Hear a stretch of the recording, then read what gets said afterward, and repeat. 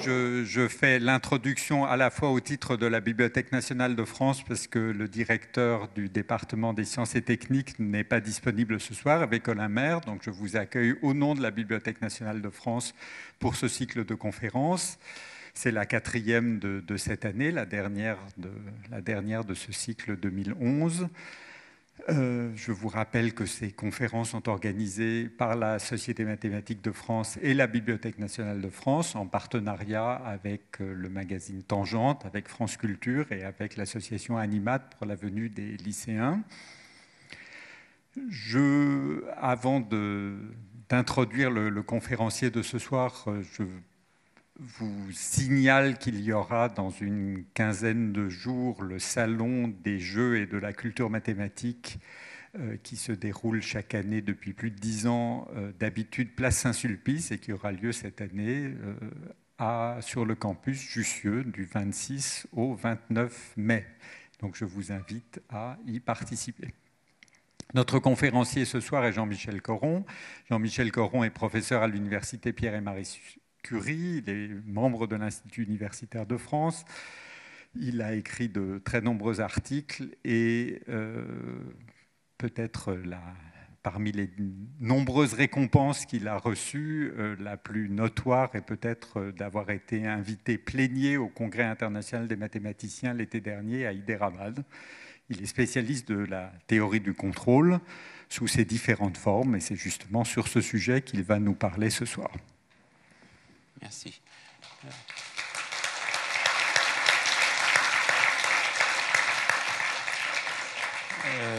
Donc tout d'abord, je veux remercier Martin Handler pour sa chaleureuse présentation. Je veux aussi remercier la Bibliothèque nationale de France et la Société mathématique de France pour m'avoir invité à donner cette conférence. Cette conférence se situe dans le cadre du cycle « Un texte, un mathématicien ». Le mathématicien, on le voit à droite, il s'agit de James Clerk Maxwell, qui est aussi évidemment un très grand physicien. Et le texte, c'est un article qu'il a écrit en 1868, « On Governors », ce qu'on traduirait en français par « sur des régulateurs ». Le problème de la régulation, on peut le comprendre très simplement avec l'expérience classique du balai que l'on essaye de faire tenir au-dessus de son doigt. Normalement, si le balai est à la verticale avec une vitesse nulle comme point de départ, il devrait rester à la verticale avec une vitesse nulle. En fait, tout le monde sait que ce n'est pas ce qui se passe, parce que l'équilibre est instable, une notion qu'on définira tout à l'heure. Et ce qu'on essaye, c'est de le stabiliser en bougeant le doigt de façon convenable. C'est-à-dire qu'on applique au balai un feedback, une rétroaction, un retour d'état, qui va faire que l'équilibre instable, ensuite devient stable. Et donc, cette expérience du balai, on va la voir en animation avec un chariot mobile qui est représenté ici sur cette image. Donc, il y a un pendule, il y a le chariot mobile qui peut se déplacer sur des rails, et il y a cette tige qui est le pendule inversé, qui peut pivoter autour du point C. Et cet équilibre, visiblement, est instable, l'équilibre vertical, vitesse nulle, il est instable, et on sait effectivement que la tige va aller soit à droite, en fait, soit à gauche, mais elle ne va pas rester à la verticale, contrairement à ce qui se passe pour l'équilibre inférieur, où la tige est dirigée vers le bas. Et à ce moment-là, on a affaire à un équilibre stable, même si on ne part pas exactement de cette position-là, on va tendre vers cette position-là naturellement, en particulier s'il y a des frottements. Et donc, ce qu'on essaye de faire, on applique au chariot une force, qui est ce qu'on appelle le feedback, une force donc, qui sera appelée U, c'est le contrôle, qui rend le système stable, qui va rendre le point d'équilibre stable maintenant. Et on va voir une petite vidéo. Là, c'est un double pendule inversé, donc c'est-à-dire qu'il y a deux tiges au lieu d'une seule, et les deux tiges, en fait, peuvent pivoter l'une par rapport à l'autre librement, comme indiqué sur l'image ici. Et donc, maintenant, on va lancer la machine. En fait, donc, ce chariot est commandé à l'aide d'un feedback qui est bien choisi, et on va voir effectivement que ça marche merveilleusement bien.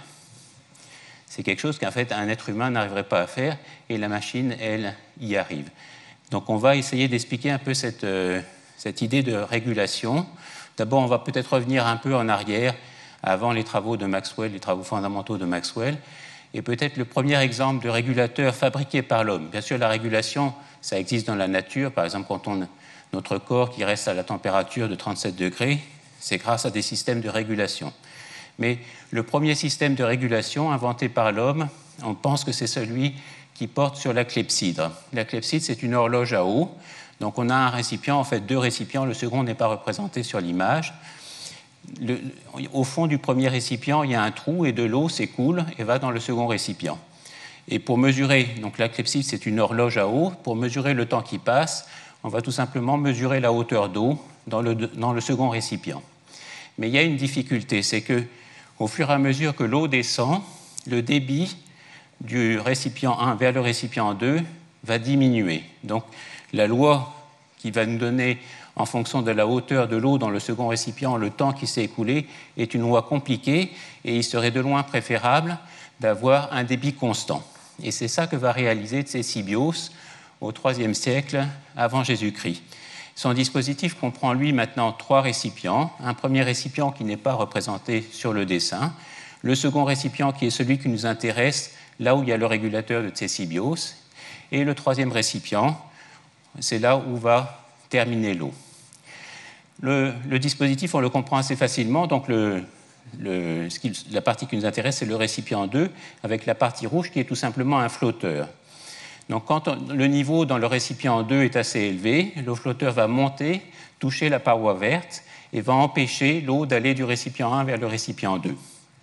Donc le niveau va baisser parce que, dans le récipient 2, puisque l'eau s'écoule vers le récipient 3. Par contre, si l'eau dans le récipient 2 est à un niveau trop faible, le bouchon n'intervient plus et le dispositif est tel qu'à ce moment-là, le débit du récipient 1 vers le récipient 2 est supérieur au débit du récipient 2 vers le récipient 3. Et donc le niveau va monter et comme ça, assez naturellement, on peut espérer garder un niveau pratiquement constant dans le récipient 2, donc obtenir un débit constant du récipient 2 vers le récipient 3 et donc pouvoir mesurer facilement le temps qui s'écoule en mesurant juste la hauteur d'eau dans le récipient 3. En fait, on n'est pas tout à fait sûr que Ctesibios ait inventé ce système. D'abord, il n'y a pas de dispositif de Ctesibios qui nous soit arrivé. Et en plus, les textes décrivant ce dispositif sont assez ambigus. On n'est pas sûr vraiment que ce soit ce qu'il ait fait. Mais il y a un texte qui est assez vieux, qui peut être la première image de ce dispositif. C'est un texte qui date du IXe siècle après Jésus-Christ. Ça, c'est une copie en fait, du XIVe siècle. Et le dispositif, il est représenté ici. Donc, on a les 3 récipients. Enfin, il y en a un, ça c'est le troisième. Et celui qui nous intéresse, on va faire un zoom dessus. C'est le récipient qu'on avait appelé 2 tout à l'heure. Et on voit en fait ce flotteur qui était rouge sur le transparent que je vous avais montré avant. Maintenant, c'est un demi-arc de cercle avec au-dessus un cône noir. Et quand le niveau d'eau monte dans ce récipient 2, il vient boucher l'arrivée du récipient 1 vers le récipient 2. Donc voilà le dispositif. Alors ensuite, on va passer peut-être au régulateur qui est un des plus connus, qui est le régulateur de Watt pour la machine à vapeur. Watt n'a pas inventé la machine à vapeur, mais il a vraiment perfectionné cette machine de différentes façons. Peut-être ces inventions les plus intéressantes sont, et je vais en dire un mot tout à l'heure, la chambre de condensation séparée, la double action, le régulateur, c'est ça qui va nous intéresser. Alors, d'abord, donc, ce n'est pas lui qui a inventé la machine à vapeur. Les machines à vapeur, les premières machines à vapeur industrielles sont dues à Newcomen et Savery, et en voici un modèle. Je vous explique rapidement comment ça marche. En fait, c'est très simple. On a ce cylindre B et on a le piston P. Au début, on va commencer avec le piston en bas. Le piston, il est soumis à 2 forces. Au-dessus, c'est la pression atmosphérique. En dessous, c'est la vapeur d'eau qui va arriver du four A. On commence par ouvrir la vanne V, fermer V' et V seconde, et la vapeur, qui est sous pression, va faire monter le piston vers le haut. Une fois que le piston est arrivé en haut, on coupe la vanne d'alimentation V, la vanne de vapeur V, on ouvre V' qui va envoyer dans le cylindre de l'eau froide. Cette eau d'eau froide va faire se condenser la vapeur, un vide va se créer sous le piston, et donc la pression atmosphérique maintenant n'est plus contrebalancée par une force, et la pression atmosphérique fait tomber le piston vers le bas. Et à la fin, on ferme V et V', on ouvre V seconde et on fait évacuer l'eau. Voilà maintenant une machine, donc c'est la machine sur laquelle Watt va travailler. En 1763, il est alors âgé de 27 ans. On lui demande de réparer cette machine de Newcomen, et c'est ça qui va motiver en fait ses recherches ultérieures sur la machine à vapeur. Donc il va, on va le voir sur cette image, faire ces 3 améliorations. La première, vous voyez dans la machine de Newcomen, le cylindre est tantôt chaud, tantôt froid, et on perd beaucoup d'énergie évidemment à réchauffer le cylindre. Pour éviter de perdre cette énergie, eh bien, Watt va proposer de faire la condensation dans une chambre séparée. Et donc, le cylindre va rester toujours chaud. Et ça va améliorer considérablement le rendement de la machine. Ça va quasiment le tripler, en fait. Une autre invention importante, la double action, dont on disait tout à l'heure, dont on avait parlé un petit peu tout à l'heure, c'est ce qui est représenté sur ce zoom. En fait, le piston, dans la machine de Newcomen, il redescend grâce à la pression atmosphérique. Et ça limite beaucoup la puissance. Maintenant, Watt en fait, va faire envoyer, quand le piston est en haut, il va faire envoyer la vapeur du four au-dessus du piston, qui va faire donc descendre à ce moment-là le piston grâce à cette force nouvelle. Et ça va faire des machines beaucoup plus puissantes. Une troisième invention, qui, elle, n'est pas due à Watt, mais c'est un collaborateur de Watt dans la société Boulton et Watt. Matthew Boulton, c'est l'associé de Watt dans cette entreprise de machines à vapeur, c'est ce qu'on appelle le parallélogramme, qui est représenté ici.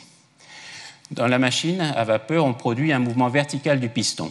Mais les mouvements verticaux, c'est assez limité comme application. On préfère avoir des mouvements de rotation. Eh bien, ce parallélogramme transforme le mouvement vertical du piston en un mouvement de rotation de la grande roue. Quand on parlera tout à l'heure de vitesse de rotation de la machine, ça sera la vitesse de rotation de cette grande roue. Et donc ça, c'est aussi un procédé très important. En fait, ensuite, la partie qui nous intéresse le plus, c'est le régulateur de Watt, et qui est représenté ici, sur lequel on va donner plus d'explications. Le voilà représenté en grand. Donc, ce système, il y a 2 boules, et il y a cette roue qui est en dessous du régulateur. Cette roue va être entraînée par la machine qui tourne, la grande roue qu'on a vue tout à l'heure. Cette grande roue va faire tourner autour de l'axe vertical le régulateur. Évidemment, plus la vitesse de rotation du régulateur est grande, et plus les boules, du fait de la force centrifuge, vont s'écarter de l'axe vertical, et grâce à un système de tringles, cela va agir sur l'admission de la vapeur. Donc, pour un certain couple résistant, vous imaginez, vous avez votre usine, en fait, dans laquelle il y a une machine à vapeur, et cette machine à vapeur, elle entraîne une quarantaine de métiers à tisser. Donc, ces métiers à tisser exercent un couple résistant sur la machine. À un couple résistant donné, si on choisit bien la position des tringles, eh bien, on va pouvoir s'arranger pour qu'on ait un équilibre. Et donc, les boules vont être à une certaine distance de l'axe vertical, et cela correspondra à une certaine admission de la vapeur dans la machine, dans le cylindre. Maintenant, si, pour une raison extérieure, tout d'un coup la machine s'emballe, c'est-à-dire que si la vitesse de rotation augmente par rapport à celle vitesse de rotation désirée, à ce moment-là, les boules vont s'écarter de la position prescrite, et par le système de tringles, cela va fermer progressivement l'admission de la vapeur dans le cylindre, et donc ça va faire redescendre la vitesse de rotation. Et dans le sens inverse, si la vitesse de rotation, pour une raison extérieure, se met à diminuer, eh bien, à ce moment-là, on va avoir l'action dans l'autre sens, les boules vont se rapprocher de la verticale, et grâce à ce système de tringles, l'admission de la vapeur va être augmentée, et la vitesse va remonter. Voilà un dessin de la main de Watt de ce régulateur. Maintenant, quelques exemples de régulateurs pour vous montrer en fait, que c'est un dispositif qui est important en fait, par rapport au cylindre. En fait, là, c'est une machine de 1878, c'est la première machine où il y a ce régulateur. C'est une machine que vous pouvez voir au Musée des Sciences à Londres. Et vous voyez là une machine, la même machine vue de dessus avec cette grande roue. Et le régulateur, donc, il est derrière. Une machine un peu plus récente, 1794, toujours de la société Boulton et Watt, avec la vue de dessus. Et vous voyez le parallélogramme qui transforme le mouvement vertical du piston en un mouvement de rotation. Une machine plus récente, 1838, et en fait c'est ça qui va rester de ce qu'a fait produit Watt. La façon dont pour cette machine, en fait, la force est produite est un peu différente. La pression est beaucoup plus forte, il y a plusieurs cylindres, etc. Mais le régulateur, c'est vraiment le même, en fait. Avec ce système de boules, voilà la machine vue dans son ensemble. En fait, donc, Watt n'a pas vraiment inventé ce régulateur, il vient de ce qu'on connaissait avant sur les moulins à vent. Et on voit ici un dessin de Thomas Mead pour son brevet qui date de 1787, donc avant l'invention du régulateur par Watt, où on voit le même procédé. Sauf qu'ici, les boules, en fait, ne vont pas agir sur la mission de la vapeur, puisqu'il n'y a pas de vapeur qui arrive, mais ça va agir sur l'orientation des ailes. Et donc, on va pouvoir, comme ça, réguler la vitesse de rotation du moulin à une vitesse désirée. Maintenant, on arrive à notre héros, Maxwell. Il est né en 1831 à Édimbourg, c'est un Écossais. Et son premier travail, qui est justement un travail relié à ce problème de stabilité, qui va être central dans l'exposé, va porter sur les anneaux de Saturne. C'est un superbe papier qui lui a valu le prix Adams en 1857. Il était alors âgé de 26 ans seulement. Et le problème qui était posé dans le prix Adams, c'était le suivant. On connaissait les anneaux de Saturne, Galilée les avait déjà vus, Huygens surtout avait vu la forme des anneaux, en fait, et on se demandait quelle était la constitution de ces anneaux.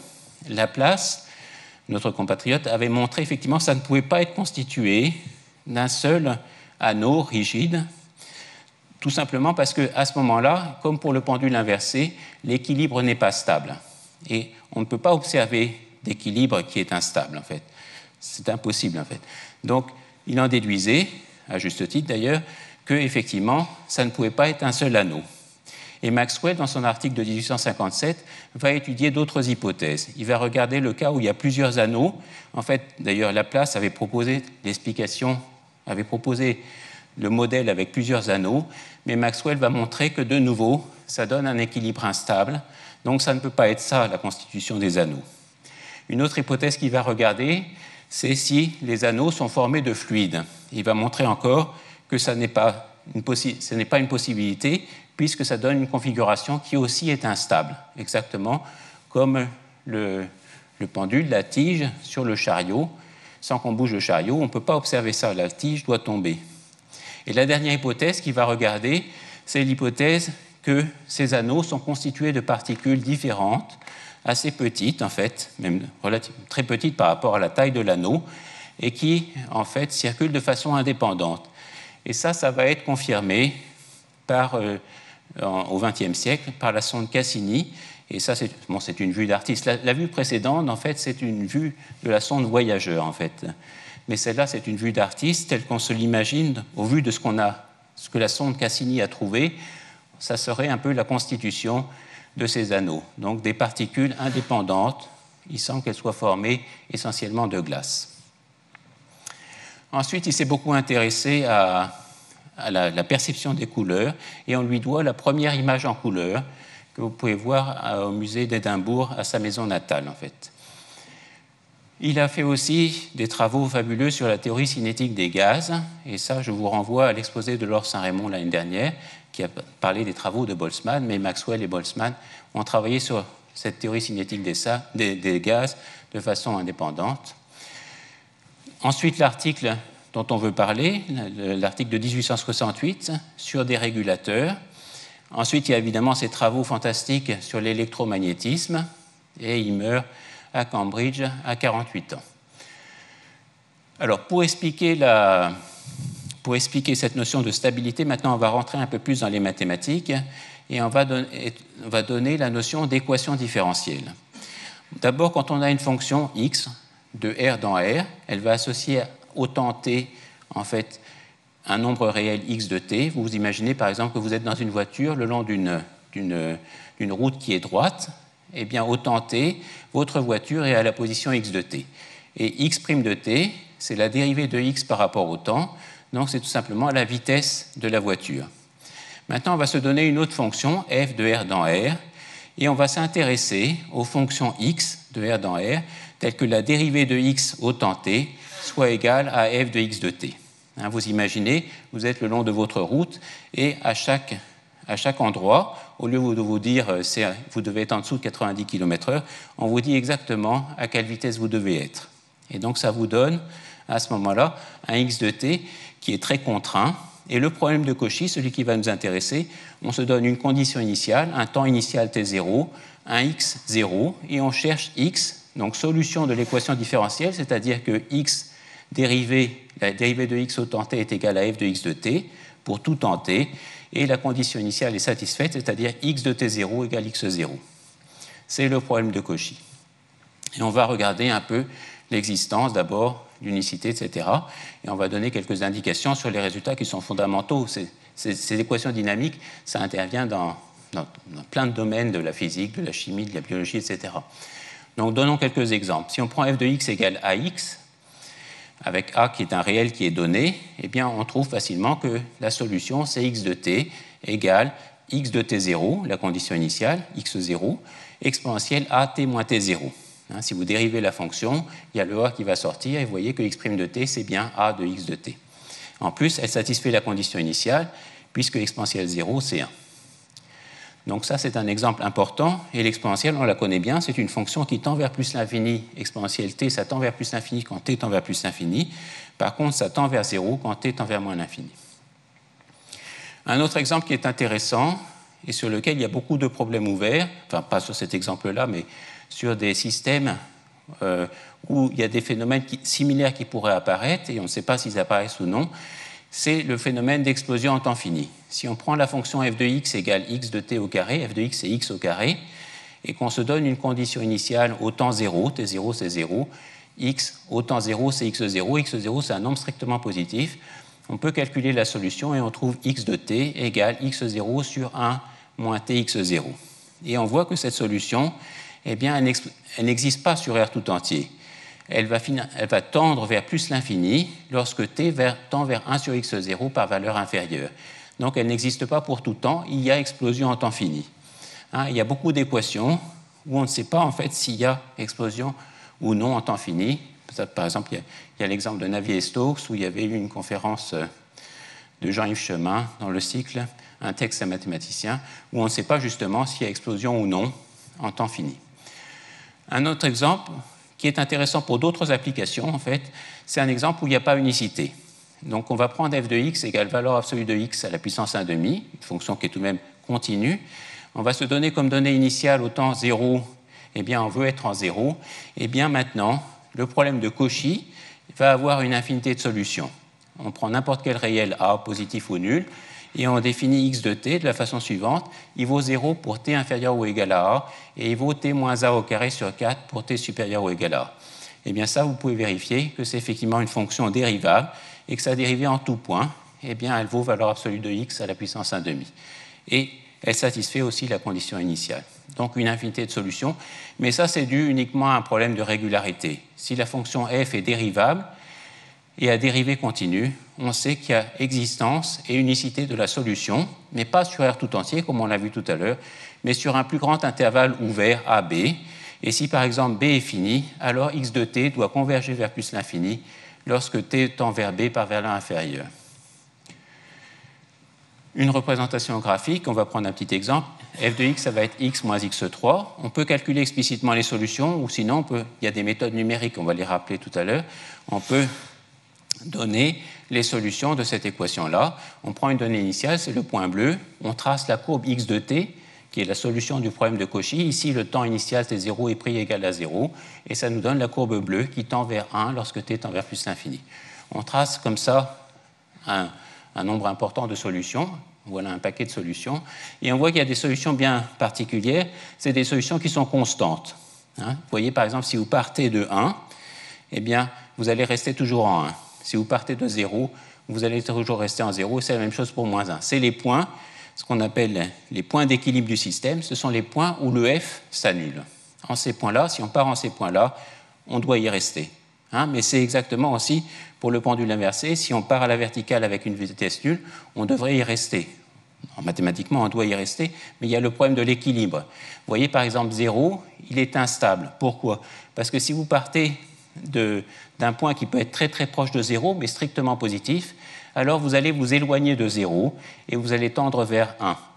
Si vous partez de 0 toujours, mais cette fois-ci proche de 0, mais cette fois-ci avec une valeur strictement inférieure, alors vous allez converger vers moins 1. On voit 0 est instable. Par contre, 1 et moins 1, les deux autres équilibres, eux sont stables. Si on part près de ces points-là, on va converger vers ces points-là. Maintenant, peut-être en dimension 2, Donc je vais expliquer un peu une autre façon d'approcher les systèmes dynamiques en dimension 2. Là, on a le plan, là c'est le plan par exemple de cette estrade, et en chaque point, on a une consigne qui est un vecteur qui nous est donné. Un vecteur donc du plan. Donc on part du point du plan, là c'est ici, j'ai la consigne qui est là, qui me dit il faut que j'aille par ici de 1 pas. Je fais ça, je vais par ici de 1 pas. J'arrive au point vert. Ensuite, je vais recommencer. Au point noir, au point vert, pardon, j'ai une nouvelle consigne, qui est un nouveau vecteur. Hein, le voilà, il est là. Hein, et je vais me déplacer encore de ce vecteur-là. Donc j'arrive ici, c'est le point rose. De nouveau, j'ai une consigne. Hein, je regarde la consigne et je me déplace de la consigne. Et je continue ainsi et je vais faire ça une dizaine de fois. Ça me donne cette courbe, cette ligne brisée. Hein, il y a 10 segments. Voilà. Et je vais recommencer, je repars du point noir. Maintenant, je ne vais pas suivre exactement la consigne, mais je vais suivre seulement la moitié de la consigne. Donc, j'ai toujours ma consigne, c'est le vecteur noir, et je fais la moitié du vecteur. J'arrive au point vert, et je recommence. Là, j'ai la consigne, je fais la moitié de la consigne, j'arrive au point rose, et je recommence ainsi de suite. Mais là, bien sûr, il ne faut pas le faire seulement 10 fois, mais il faut le faire 20 fois pour avoir quelque chose de comparable. Hein, donc on le fait 20 fois. Et on va recommencer et on repart du point noir. Et cette fois-ci, on va diviser, au lieu de diviser par 2 la consigne, on va la diviser par 4. Hein, et on va faire ça maintenant 40 fois pour avoir un produit constant. Hein, c'est-à-dire 1/4 fois 40, ça fait 10, comme 10, ça fait 10 fois 1. Voilà. Et donc, vous voyez, la courbe verte est beaucoup plus régulière que les autres. Hein, la courbe verte, c'est une ligne brisée aussi, mais on ne voit pas tellement que c'est une ligne brisée. Si j'enlève les flèches, on voit quasiment une courbe continue, une courbe régulière. Eh bien, si on continue comme ça, eh bien, on tend vers justement la solution du problème de Cauchy. Et cette méthode, c'est la méthode d'Euler, pour trouver les approximations numériques des solutions. Peut-être une dernière vision. Alors avant, je mentionnais de nouveau cette histoire de point d'équilibre. Ainsi, en un point, la consigne, c'est ne pas bouger, c'est-à-dire si le vecteur est nul, eh bien, tout simplement, on ne bougera jamais et on va rester à cet équilibre. On va rester en ce point-là. Hein, mais le problème, c'est la stabilité de cet équilibre. C'est ça qui est important de regarder. Une autre façon de voir les choses, on a le plan, toujours le plan d'estrade. En chaque point du plan d'estrade, il y a un vecteur. D'accord ? Il est comme ça. Voilà, c'est un peu un champ de vecteurs. Et on voit tout de suite en fait, qu'il y a des courbes qui émergent naturellement.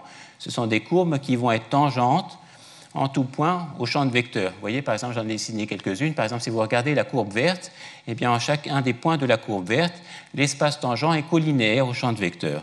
En plus, on se déplace sur la courbe verte à une vitesse qui est égale à la norme du champ de vecteurs. C'est une autre vision des trajectoires d'un champ de vecteurs, des solutions du problème de Cauchy. Alors maintenant, il va falloir définir ce qu'on appelle la stabilité. Là, on l'a vu de façon physique au début, on voit que le balai, il est instable. Maintenant, on va essayer de définir ce que c'est qu'un point stable, mais mathématiquement. Hein, c'est un peu comme la notion de continuité d'une fonction, ça a émergé difficilement, peut-être ça a mis 300 ou 400 ans à avoir une définition correcte. Il faut voir qu'en mathématiques, évidemment, les théorèmes, c'est fondamental, les théorèmes, c'est le point clé des mathématiques, mais en mathématiques, enfin, vous ne pouvez pas avoir de bons théorèmes si vous n'avez pas de bonnes définitions. Disons, une bonne définition, ça vaut bien un bon théorème.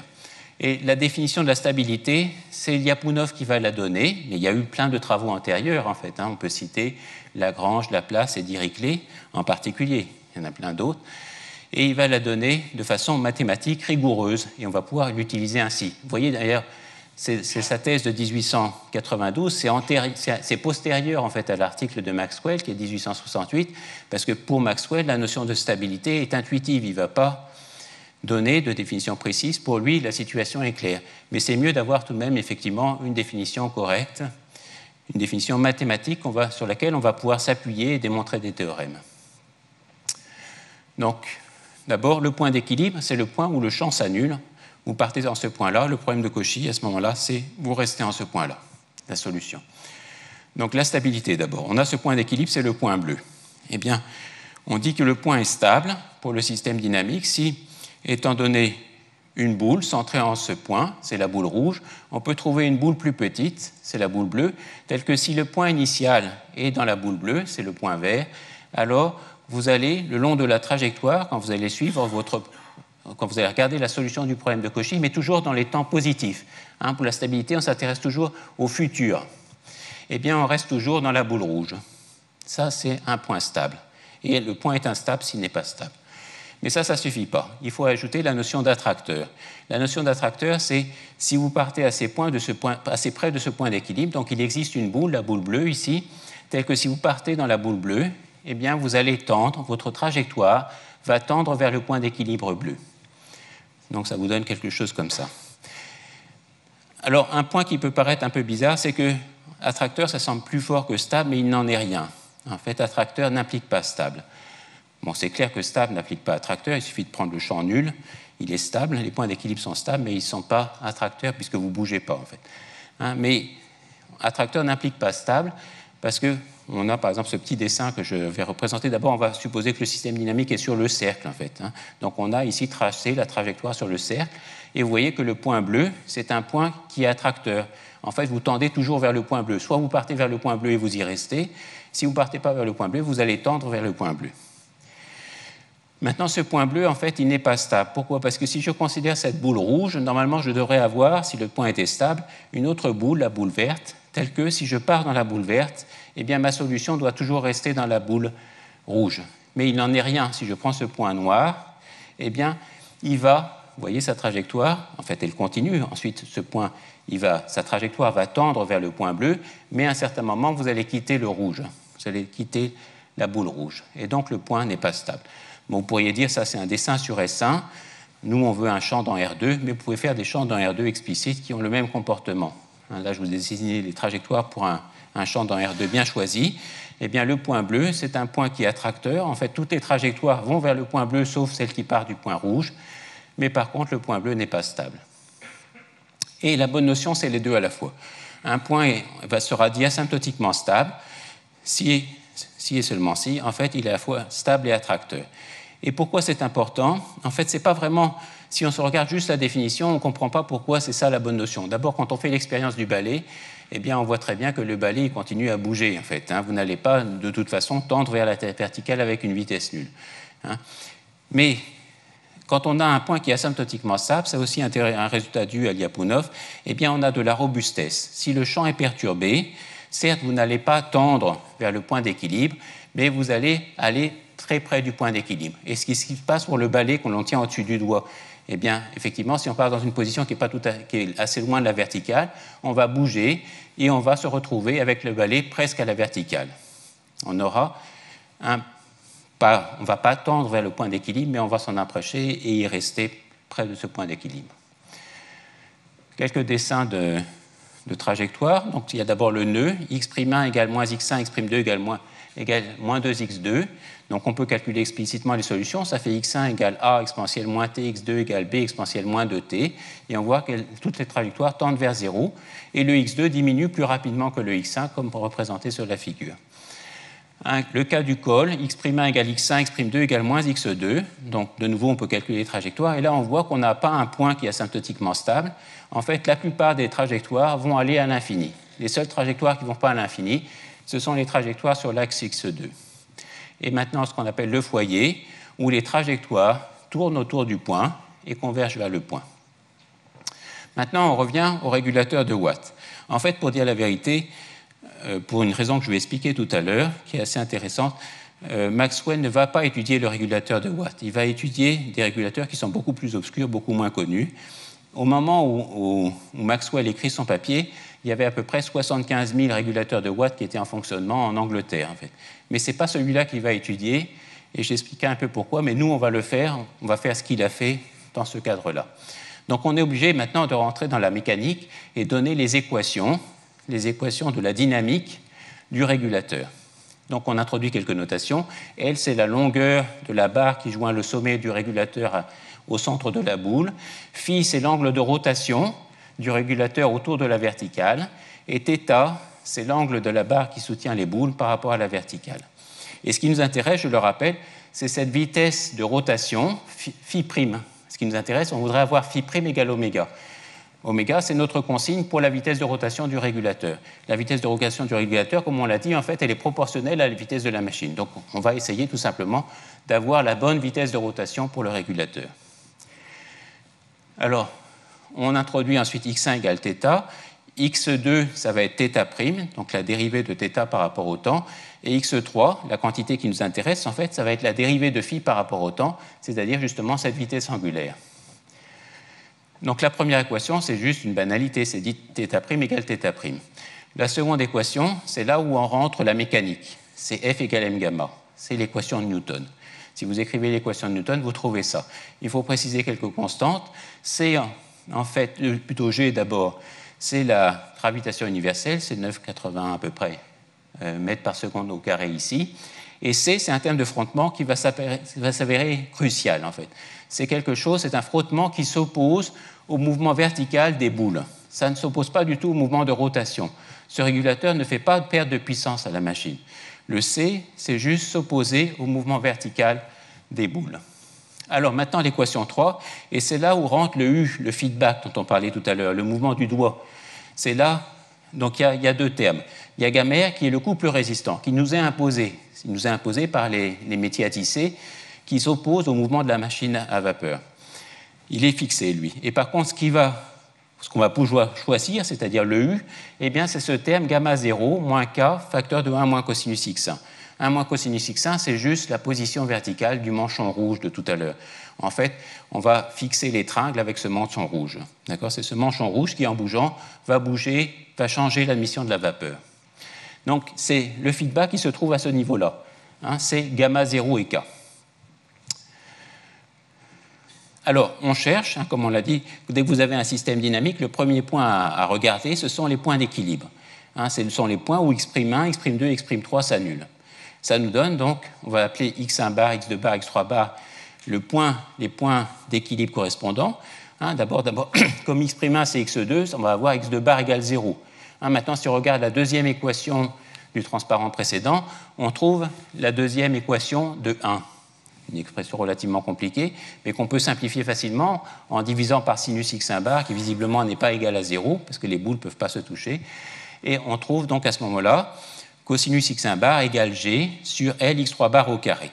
Nous, on veut absolument, c'est notre objectif, on veut que x3 bar soit égal à la vitesse de consigne qu'on a appelée oméga. Donc on va dire x3 bar, on veut que ça soit oméga, on dit que c'est oméga. Et à ce moment-là, on reporte dans la troisième équation, qui donnait x'3, et on trouve à ce moment-là une relation entre le couple résistant et notre feedback. On a une relation forte, donc une contrainte forte entre le couple résistant et le choix des constantes gamma 0 et K, qui sont choisies par nous, en fait. C'est là où on intervient, par le jeu de tringles. Alors maintenant, il y a une idée capitale qui est des constantes, c'est peut-être probablement l'idée la plus importante en mathématiques, qui est l'idée de linéarisation. C'est-à-dire on va approcher le système qui est compliqué, ce système dynamique compliqué, par un système beaucoup plus simple. Ça, c'est quelque chose en fait que vous avez déjà vu quand vous regardez, prenons par exemple f de x égale x plus sinus x au cube plus x à la puissance 7. Et on veut résoudre y égale f de x. Y est donné, on cherche x. C'est une équation compliquée. On va essayer d'en trouver une équation beaucoup plus simple et on va essayer de voir si sur cette équation simple, on ne peut pas déduire des choses sur l'équation plus compliquée. Eh bien, tout simplement, on remplace le f de x par sa tangente. C'est-à-dire, on remplace f de x par f' de 0 fois x, puisque f de 0 vaut 0. L'équation tangente, eh bien, c'est tout simplement x égale y. Et x égale y, si y est donné, ça a une solution et une seule. Ensuite, grâce à un théorème fondamental de nouveau de mathématiques, le théorème des fonctions implicites, eh bien, on en déduit que l'équation non linéaire qui est compliquée a le même comportement, c'est-à-dire que pour y donné petit, elle a une seule solution avec x petit. Et on va faire la même chose maintenant pour un système dynamique. On va remplacer le second membre du système dynamique par quelque chose de beaucoup plus simple, qui est son approximation tangente. Et là, Maxwell, de nouveau, ne vérifiera pas le fait que si on est asymptotiquement stable pour le système simplifié, c'est-à-dire le système linéaire, alors on est aussi asymptotiquement stable pour le système non linéaire, parce que pour lui, c'est évident. Ça ne sera fait que beaucoup plus tard, justement par Lyapunov de nouveau. Donc on remplace, vous voyez, sinus x1 bar, donc on va dire que x1 c'est x1 bar plus y1, et la même chose pour x2 et x3, et les y sont petits. Donc typiquement, sinus x1 bar plus y1, si on approche par sa tangente, ça nous fait sinus x1 bar plus cosinus x1 bar fois y1. Et on continue comme ça. On fait les produits. À chaque fois qu'il y a le produit de 2y, on les oublie, parce que y au carré, quand y est petit, c'est tout petit devant y. Si on prend y égale 10 moins 2, y au carré, c'est 10 moins 4. Et on va obtenir comme ça ce système-là. Et il faut voir que c'est l'idée que Maxwell avait déjà utilisée en fait, pour les anneaux de Saturne. En fait. Il retrouve en fait, ce qu'il avait déjà fait pour les anneaux de Saturne. Et maintenant, on se retrouve avec un système beaucoup plus simple, linéaire, sur lequel on va se demander si l'origine est asymptotiquement stable ou non. Alors, on va le faire d'abord en dimension 1. X' égale à x, on connaît les solutions, Cx égale x0 exponentielle à t, et donc ça converge vers 0 si et seulement si le a est strictement négatif. Donc pour le système de dimension 1, x' égale à x, l'origine est asymptotiquement stable si et seulement si le a est négatif. Maintenant on passe à la dimension 2, les choses se compliquent un peu, mais il faut voir que la dimension 2 c'est la dimension significative. Après les choses ne se compliqueront pas beaucoup plus en dimension supérieure. Les phénomènes qui vont apparaître en dimension 2, eh bien, c'est des choses générales, en fait. Il n'y a pas vraiment de choses nouvelles qui apparaissent en dimension plus grande. Donc, on va d'abord chercher des solutions particulières en espérant en avoir assez pour les avoir toutes. Donc, on va chercher x sous la forme p exponentielle tz et y égale q exponentielle tzm. Le système, c'est x' égale à x plus by, y' égale cx plus dy, a, b, c et d, c'est 4 réels qui sont donnés. Et on s'intéresse aux solutions, on voudrait savoir si les solutions tendent toutes vers 0 lorsque le temps tend vers plus l'infini. On cherche des solutions particulières de la forme mentionnée et on voit à quelles conditions le x et le y sont bien solutions de notre système. On remplace le x', vous voyez le x' c'est tout simplement pz exponentielle tz, le y' c'est qz exponentielle tz, on remplace, exponentielle tz va s'en aller dans l'équation 1 et on va tomber sur l'équation 5. L'équation 5, c'est donc, qui est équivalente, l'équation 5, elle est équivalente à x et y solution de notre système. Vous pouvez la voir, z étant fixée, comme deux équations linéaires en p et q. Généralement, deux équations linéaires, ça n'a qu'une seule solution, à savoir p égale 0 et q égale 0. Ça, c'est la solution qui ne nous intéresse pas, typiquement, puisqu'on sait déjà, effectivement, qu'elle existe, c'est le point d'équilibre, on le connaît déjà. On voudrait d'autres solutions. Mais par contre, pour des cas exceptionnels, pour des valeurs de z particulières, ces deux équations vont être les mêmes. Vous voyez pourquoi? Parce que si de la première équation de 5, on va déduire que p égale quelque chose fois q. On remplace dans la deuxième partie de 5 et on va trouver q fois quelque chose est égal à 0. Et si ce quelque chose est nul, on n'en déduit pas que q vaut 0. Et c'est ce cas-là, pour ce cas-là, on va trouver des solutions non nulles. Et ce cas-là, il est exactement donné par l'équation z au carré plus a1z plus a2 égale 0 avec a1 qui vaut moins a plus d et a2 qui vaut ad moins bc. Et ce polynôme z2 plus a1z plus a2 va être crucial pour nous, on va l'appeler le polynôme caractéristique de notre système dynamique. On peut revenir d'ailleurs au cas de la dimension 1 et voir qu'est-ce que c'est que le polynôme caractéristique. Donc l'équation c'est x' égale à x. On cherche de nouveau sous la forme exponentielle tz. On voit que pour que ça marche, il faut que z plus a1 égale 0 avec a1 qui vaut moins a. Donc le polynôme caractéristique pour la dimension 1, c'est tout simplement z plus a1 avec a1 qui vaut moins a. Et on voit là-dessus qu'on a l'équivalence entre les propriétés. D'abord, l'origine est asymptotiquement stable pour x' égale à x. La racine de p, il n'y en a qu'une seule, est strictement négative. Et la dernière propriété, les coefficients de p sont tous strictement positifs. Et on voudrait voir ce que tout ça va donner dans le cas, par exemple, des systèmes de dimension 2. Qu'est-ce qui va rester? En fait, il ne va pas rester grand-chose, mais une partie va tout de même subsister. Bon, on a une équation du second degré, on se précipite sur le discriminant. Donc le discriminant, c'est a1 carré moins 4a2, et on discute suivant le signe du discriminant. Si le discriminant est positif, on sait qu'on a deux racines réelles qui sont données par z1 égale moins a1 plus racine de delta sur 2, et z2 égale moins a1 moins racine de delta sur 2. Donc ça nous donne déjà un paquet de solutions. Et en fait, on peut démontrer qu'on a ainsi on a toutes les solutions. C'est-à-dire que toutes les solutions vont s'exprimer comme combinaison linéaire de ces solutions particulières qu'on a trouvées. Parce que vous voyez qu'on fixait z égale z1, vous avez deux nombres p1 et q1 qui ne sont pas tous les deux nuls, tels que p1 exponentielle tz et Q1 exponentielle Tz, xy, sont solutions de notre système. Et vous faites la même chose avec Z2. Et bien finalement, les solutions du système de départ x' égale à x plus by, y' égale cx plus dy, on les obtient toutes comme ça, comme combinaison linéaire de ces solutions particulières. Comme on les a toutes, c'est facile de savoir si c'est asymptotiquement stable, et on voit facilement que c'est asymptotiquement stable. Et en fait, si et seulement si, le Z1 et le Z2 sont des réels strictement négatifs, puisque là, on aura exponentielle Tz1, on aura exponentielle Tz2, et ça va tendre vers 0, et la réciproque marche aussi. Maintenant, donc, il faudrait savoir à quelles conditions on a Z1 négatif et Z2 négatif. C'est facile, on regarde l'expression de Z1, on voit d'abord que Z1 est supérieur à Z2, donc il suffit que Z1 soit négatif. On regarde Z1, c'est moins A1 plus racine de delta sur 2, donc il faut certainement que le A1 soit positif pour que le Z1 soit négatif. Et on regarde maintenant racine de delta, et le delta c'est A1 carré moins 4A2, donc il faut nécessairement que le A2 soit strictement positif, sinon la racine de delta va l'emporter sur A1. Et donc, on a le résultat. Dans le cas où delta est strictement positif, l'origine est asymptotiquement stable si et seulement si A1 et A2, qui sont les deux coefficients du polynôme caractéristique, sont strictement positifs. Maintenant, on se tourne vers le cas plus compliqué, qui est le cas où delta est négatif. On sait à ce moment-là qu'il n'y a pas de racine réelle. Bien sûr, on ne peut pas s'arrêter là, parce que nous, on veut des solutions. Et on sait qu'il y en a. On sait que le problème de Cauchy, il a des solutions. Donc, à ce moment-là, on va chercher des racines complexes. Donc là, je m'excuse, je prie les élèves de première de m'excuser, parce que en fait, c'est une partie que vous verrez seulement l'année prochaine. Donc l'idée, c'est qu'on va rajouter ce nombre i, un nombre imaginaire, tel que i au carré est égal à moins 1. Et ça va suffire. Donc à ce moment-là, on a une solution, par exemple, à z2 carré, z au carré, plus 1 égale 0. On en a deux qui sont i et moins i. Et en rajoutant juste ce i, en fait, on va pouvoir résoudre maintenant toutes les équations du second degré et trouver qu'elles ont toujours deux racines.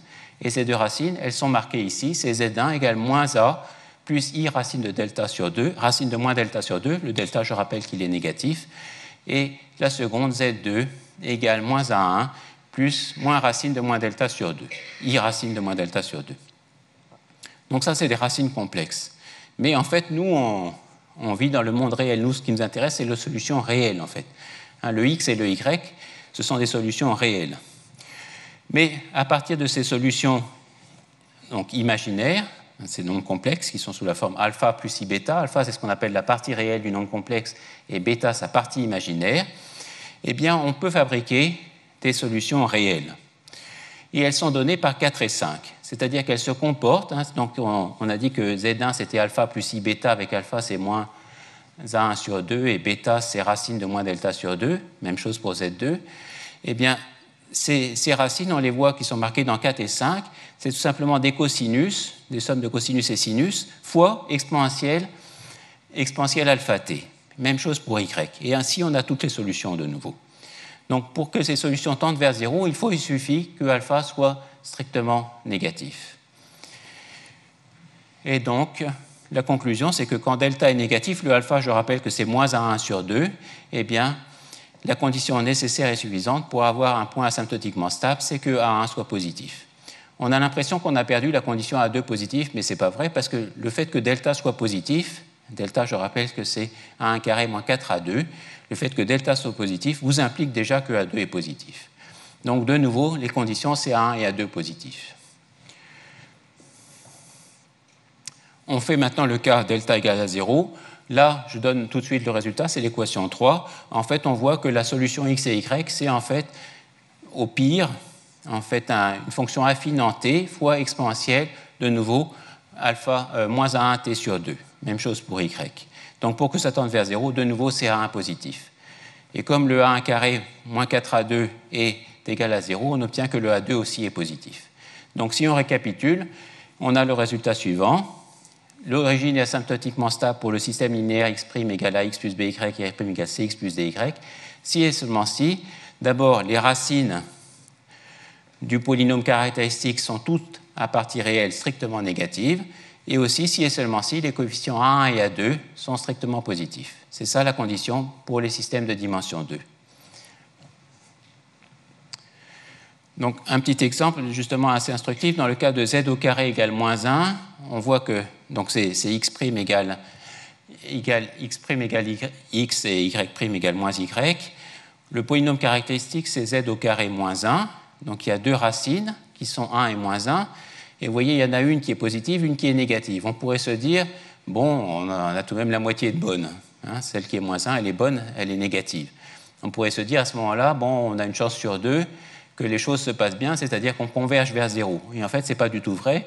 Les chances pour qu'on converge vers 0 dans ce cas-là sont tout simplement nulles, puisque pour converger vers 0, il suffit que vous partiez sur l'axe x2. D'accord ? Et ça, vous n'avez évidemment aucune chance de le faire. C'est exactement ce qui se passe pour le pendule. Il y a des valeurs propres aussi, des racines à partie réelle négative, mais il y en a une à partie réelle positive, et celle-là met tout par terre, en fait. Alors maintenant, on va retourner sur le cas de Maxwell, le cas du régulateur de Watt. On regarde le système linéaire. Maintenant, il est de dimension 3. Mais on peut faire exactement la même chose, c'est-à-dire chercher des solutions particulières de la forme x1 égale a1 exponentielle tz, x2 égale a2 exponentielle tz, x3 égale a3 exponentielle tz. On fait les mêmes manipulations, et cette fois-ci, le z, pour qu'il y ait des solutions non nulles à 1, A2 et A3, eh bien, il suffit qu'il satisfasse, qu'il soit racine d'un nouveau polynôme caractéristique qui maintenant est de degré 3 et qui est donné ici. C'est le polynôme 2, le membre gauche de l'équation 2. Et donc, de nouveau, on va s'intéresser à savoir à quelles conditions les racines complexes de ce polynôme sont toutes à partie réelle strictement négative. Il y a quelque chose d'assez fabuleux dans cette histoire de... Vous voyez, on regarde le domaine complexe qu'on appelait autrefois le domaine imaginaire, en fait. Hein. Du temps de Maxwell, d'ailleurs, en Angleterre, on parlait des racines impossibles. On parlait pour la partie réelle, c'était la partie possible des racines impossibles. Nous, je pense qu'on était plutôt plus positif, on parlait d'imaginaire, en fait, hein, qui est peut-être plus... c'est plus positif qu'impossible, peut-être. Et en fait, c'est aussi très freudien, parce que, vous voyez, le monde imaginaire, finalement, la connaissance du monde imaginaire donne des informations colossales sur le monde réel. Un peu comme les rêves, normalement, d'après Freud, en fait, nous donnent des informations fondamentales sur notre vie réelle. Bon, en fait, c'est juste imagé parce que les nombres imaginaires ne sont pas moins réels que les nombres réels, en fait. Hein. Bon, mais... Et je pense qu'on était effectivement en France plus en avance que les Anglais, qui avaient toujours eu une réticence, nos amis anglais, avaient toujours une réticence sur les nombres complexes qu'on n'avait pas, un peu peut-être grâce à Cauchy, en fait. Je sais pas. Alors, donc maintenant la question, parce qu'en fait dans cet article de 1868, Maxwell va donner d'autres exemples de régulateurs où le n est encore plus grand. Et la question maintenant, c'est quand on a un polynôme de degré n, à coefficient réel, à quelles conditions ces racines sont toutes à partie réelle strictement négative.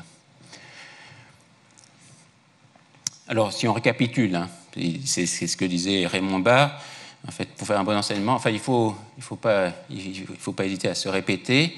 Ce qu'il faut éviter, c'est de se contredire. Mais se répéter, ça va. Donc, je me répète, hein, je récapitule la situation. Dans le cas du polynôme de degré 1 ou 2, on a trouvé la condition. Hein, c'est que les coefficients soient tous strictement positifs. Et de ça, on peut en déduire effectivement le cas qu'on a une condition nécessaire dans le cas de degré n. Pourquoi ? Parce qu'un polynôme de degré n, vous pouvez le mettre comme un produit de polynômes de degré 2 ou de degré 1, tous à coefficient réel. Le premier polynôme étant un coefficient réel. Ça, c'est un théorème qui est relativement... qui se déduit du fait que tout polynôme a au moins une racine complexe. Si vous savez ça, vous pouvez démontrer facilement ce que je viens de dire. Et une fois qu'on a ça, eh bien, on voit facilement qu'une condition nécessaire pour que toutes les racines du polynôme caractéristique aient leur partie réelle strictement négative, c'est que tous les coefficients soient strictement positifs, puisque le produit de polynômes à coefficient strictement positif, ça fait encore un polynôme à coefficient strictement positif. Malheureusement, dès la dimension 3, cette condition nécessaire, les coefficients sont tous positifs, n'est pas suffisante. Et Maxwell va donner la condition pour les polynômes de degré 3. Ça, c'est son article de 1868. Et la condition, c'est la chose suivante. C'est que 1 est positif. Je rappelle que le polynôme, c'est Z3 plus A1, Z2 plus A2Z plus A3. Eh bien, la condition, c'est que 1 est positif, 1 A2 est supérieur à A3 et A2 et A3 est positif. Et je peux donner la démonstration. Quand on a un polynôme de degré 3, dont le terme le plus haut degré c'est Z3, eh bien visiblement ils convergent. Lorsque Z tend vers plus l'infini, ils convergent vers plus l'infini, et ils convergent vers moins l'infini lorsque Z tend vers moins l'infini. Donc certainement, ce polynôme doit s'annuler sur les réels. Et je dis qu'il s'annule en moins A. Je mets moins A parce que je voudrais avoir des racines négatives. Donc j'ai moins A qui est un 0 de P, et donc je peux mettre Z plus A en facteur. Je mets Z plus A en facteur, et je trouve à ce moment-là Z plus A facteur de Z2 plus BZ plus C. Et bien sûr, le polynôme P, il a toutes ses racines à partie réelle strictement négative. Si et seulement si, chacun des polynômes Z plus A et Z2 plus BZ plus C ont toutes leurs racines à partie réelle strictement négative. Donc si et seulement si, A, B et C sont strictement positifs. Maintenant, Maxwell remarque que A1, A2, moins A3, d'abord, vous voyez, vous avez le lien entre A1, A2, A3 et aussi évidemment ABC. Si vous regardez le terme en Z2, de P, eh bien, vous trouvez que A1, qui est le terme en Z2, vaut A plus B. De la même façon, vous obtenez, en regardant le terme en Z, que A2 vaut AB plus C. Maintenant, il regarde la quantité A1, A2 moins A3, et il y a un miracle qui se produit, le B se met en facteur. Donc, on trouve B facteur de A fois A plus B plus C. Ça, c'est l'expression de A1 moins A2 moins A3. Donc, d'abord, si A, B et C sont tous strictement positifs, il n'y a pas de problème. La condition de Maxwell est satisfaite, puisque A1 et A3, bien sûr, sont positifs, et A1, A2 moins A3, au vu de l'expression qui est donnée dans l'équation 4, on voit aussi qu'il est positif. Maintenant, on regarde la réciproque. On va d'abord supposer, donc la réciproque, c'est quoi? On va supposer que A1, A2 et A3 sont strictement, A1, A3 et A1, A2 moins A3 sont strictement positifs, et on voudrait montrer que A, B et C sont strictement positifs. On suppose que A est négatif ou nul. D'abord, on voit qu'il n'est pas nul, parce que A3, c'est AC. Et A3, il est strictement positif, donc pas nul, donc A n'est pas nul. Donc, si A est négatif ou nul, il doit être forcément positif. Négatif, d'accord? Si A est négatif ou nul. Donc, on voit qu'à ce moment-là, A est négatif. On regarde A3. A3, ça vaut AC. A, il est négatif, donc C est négatif. Maintenant, on regarde A1 égale A plus B. Et on voit que B, c'est A1 moins A, et comme A est négatif et que A1 est positif, on trouve que B est positif. Maintenant, on regarde A1, A2 moins A3. C'est B qui est positif, A qui est négatif, A plus B qui est positif, et C qui est négatif. Donc, ça vous donne quelque chose de négatif. Donc, le A, il est forcément négatif. Une fois que le A est négatif, on voit facilement en regardant que A3 égale à C, que C est négatif, que C est positif. Une fois qu'on sait que le A est positif, on voit que le C est positif, et c'est facile ensuite de voir que le B est positif en regardant de nouveau l'équation 4. Voilà. Donc, on a le résultat pour les polynômes de degré 3. Si on applique ça au régulateur, le régulateur de Watt, on trouve effectivement que l'origine va être asymptotiquement stable si et seulement si on a les inégalités 6. Ça vous dit d'abord que le frottement est important. Il faut que le C soit positif. Ça vous dit aussi que la masse, les boules, en fait, ne devraient pas être trop importantes. Et les dessins qu'on a vus, les images qu'on a vues, le M, il était relativement important. Mais il faut voir aussi que le régulateur, il doit commander l'ouverture de la vanne, en fait. Donc, il doit avoir une certaine force. C'est pour ça, en fait, qu'on est obligé d'avoir des masses assez importantes. Maintenant, on regarde le degré n. Donc, ça, dans son article, Maxwell pose le cas du degré n. Il faut voir que dans le cas des anneaux de Saturne, c'était des polynômes de degré 4. Mais c'était des polynômes de degré 4 particuliers, et ça lui a permis de conclure. Dans le cas de degré n, il montre pour n supérieur ou égal à 5 une condition qui est nécessaire mais qui n'est pas suffisante. Et c'est un homme qui est devenu déjà très influent, et donc en 1875, il arrive à convaincre ses collègues de proposer ça de nouveau au prix Adams, le prix qu'il avait reçu pour les anneaux de Saturne. Et c'est en 1857 que Root va trouver la solution, et je vais vous dire un petit mot sur Root. Donc il est né la même année que Maxwell, d'ailleurs, en 1831, il est plus vieux de 6 mois. Il est né au Québec, mais il est anglais. Son père, en fait, était militaire en poste au Québec. Il a été, en 1854, major d'un concours très sélectif, on dit senior angler, sur le campus de Cambridge. En fait, c'est un concours de mathématiques où il y avait, pendant 4 jours, des épreuves qui duraient une dizaine d'heures, en fait. Donc, c'était quelque chose de très, très sélectif, en fait. Il faut voir, d'ailleurs, que la même année, donc, puisqu'ils étaient le même âge, en fait, Maxwell n'a été que second. Et ça a mis le moral de Papa Maxwell par terre, paraît-il. Et peut-être qu'après, justement, pour se rattraper, il a fait ces travaux magnifiques, en fait. Hein. Donc, si vous terminez second, ben, c'est pas perdu, quoi, en fait. Donc, Root, en fait, bon, c'est pas un scientifique du niveau de Maxwell, mais il a fait de très beaux travaux. Et il y a ce critère de Root en particulier. Mais il y a aussi le fait que c'était un fabuleux enseignant. Donc, il a eu, parmi ses anciens élèves, en fait, 27 de ses anciens élèves ont été justement majors à ce concours très sélectif. Et c'est le record, celui d'après, c'est 17 seulement. Donc, il y a un certain gap. Alors, le critère de Root, je vais le donner sans donner la démonstration. On va faire un tableau de nombres. Sur la première ligne, on met tous les coefficients de A à indice pair, sauf le A0. Le A0, on ne l'a pas défini, mais on prend A0 égale 1. Ensuite, la deuxième ligne, c'est ceux qui sont impairs. Et ensuite, on va former les lignes suivantes. Plutôt que de regarder les formules qui sont là, le mieux, c'est de voir ça sur le tableau qui est ici. On suppose qu'on connaît le tableau sur les 3 lignes bleues et on voudrait connaître le tableau sur la ligne rouge. En particulier, on voudrait connaître le U. Eh bien, ce U va dépendre de ces 4 nombres-là, et son expression est donnée ici. C'est l'expression. Et la condition de Root, eh bien, on regarde les n premiers nombres de la première colonne, et il suffit qu'ils soient strictement positifs.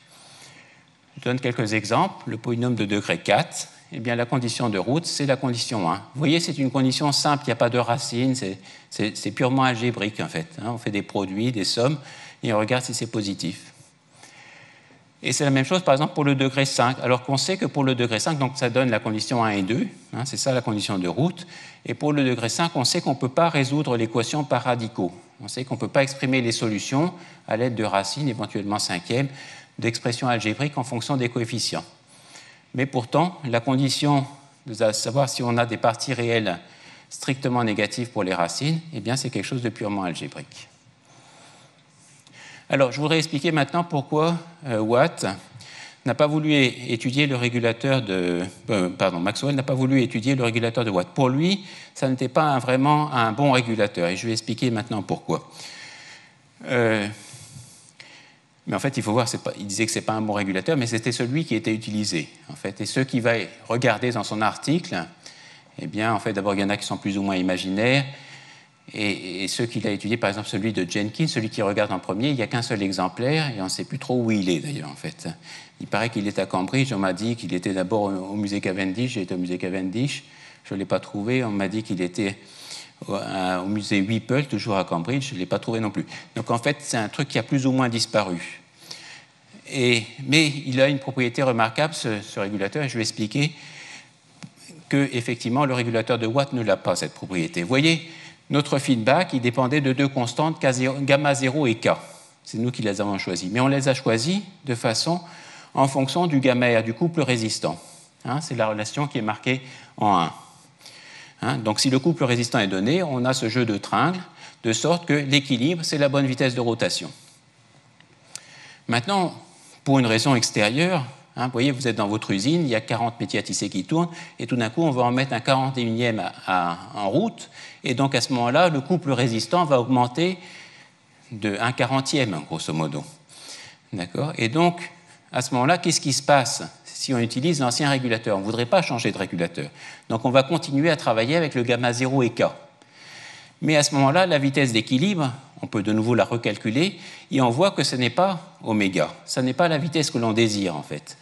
Si on fait le calcul, on voit que la vitesse d'équilibre, x3 bar, c'est oméga fois quelque chose, mais qui ne vaut pas 1. Certes, ça peut être très proche de 1. C'est pour ça qu'en fait, ce n'était peut-être pas un enjeu colossal pour de nombreuses applications.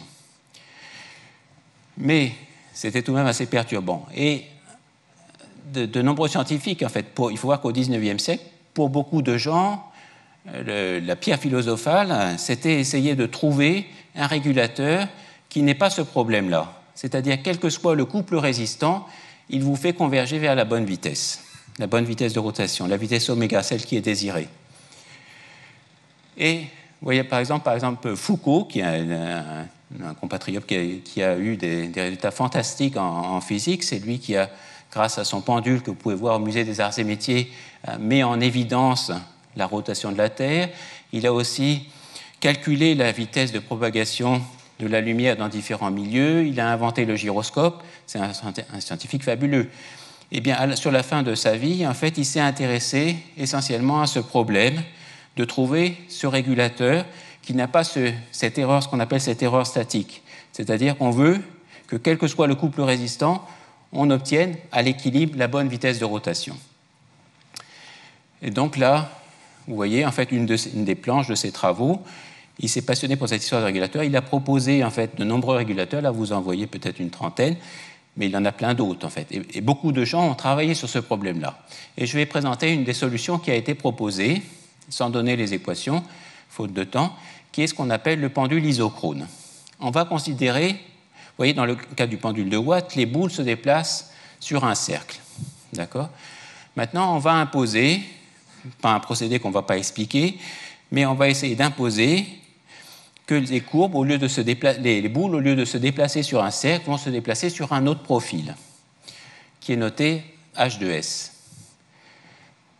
Et il y a une fonction tout à fait particulière, c'est la seule, je donne son expression, c'est en fait oméga au carré, la vitesse de rotation désirée au carré, S au carré, divisé par 2G. Et pour cette fonction-là, très particulière, il y a un miracle qui se produit. Eh bien, le miracle, c'est la chose suivante. Quel que soit le couple résistant, vous reprenez les équations dans le cadre de ce pendule isochrone, de cette forme, et vous verrez que quel que soit le couple résistant, la vitesse d'équilibre, c'est oméga. Quelque chose d'assez fabuleux. Et donc, les gens ont essayé ce régulateur. Bon, d'abord, c'était assez difficile d'avoir ce profil parabolique, de le réaliser. Et en fait, ça ne marchait pas. Et plus il s'approchait du profil parabolique, et moins ça marchait, en fait.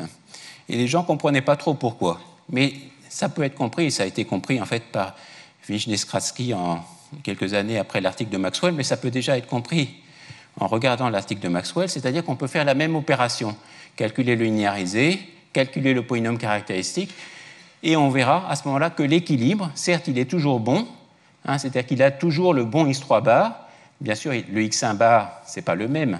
Hein, le S bar, disons, le S bar d'équilibre, il change en fonction du couple résistant, mais la vitesse de rotation d'équilibre, X3 bar, c'est toujours oméga. Eh bien, l'équilibre est toujours instable. Et ça, en fait, le problème, c'est que beaucoup de scientifiques et d'ingénieurs à cette époque-là se regardaient juste le problème de l'équilibre sans regarder la dynamique. Et la dynamique, c'est quelque chose de fondamental pour ces problèmes de régulateurs. C'est exactement la tige qui est sur le chariot. Certes, l'équilibre vertical, c'est un équilibre, mais il est instable. Et ce n'est pas bon, bien sûr, pour un régulateur. Et donc, ça ne marche pas. Et la solution, bon, elle est venue petit à petit. Ensuite, on a vu évidemment que d'autres personnes l'avaient découverte avant, c'est toujours comme ça. Et ici, c'est le régulateur de Perrier. Perrier, c'est deux frères, en fait, et ils ont installé ce régulateur sur une machine à l'île des Cygnes, qui est une machine, une île, pardon, qui existait à Paris, mais qui a disparu, qui était à la place du quai Branly. Et l'idée, c'est la chose suivante. Vous avez un dispositif, une pompe, qui est entraînée par la vitesse de rotation de la machine.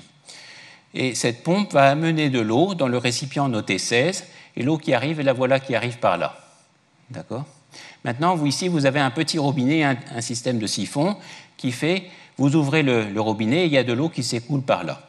Et vous pouvez régler l'ouverture du robinet, de sorte que, quand la vitesse de rotation est la bonne, il y a autant d'eau qui arrive que d'eau qui ressort.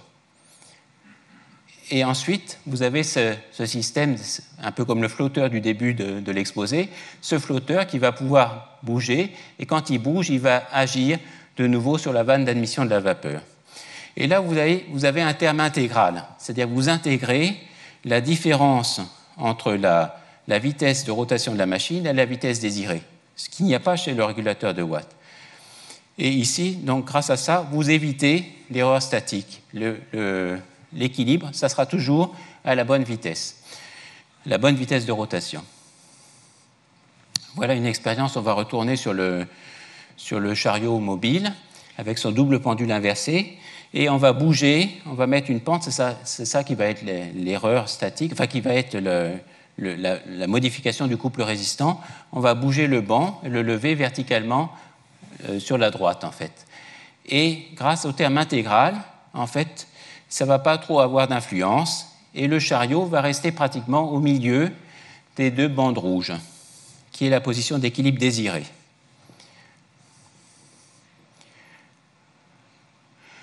Bon, ensuite, j'aurais donné là le temps pas, j'aurais donné peut-être juste, parce que j'avais dit dans mon titre, en fait, j'ai parlé beaucoup d'après Maxwell, dans le titre, en fait, mais toujours on promet plus que ce qu'on tient.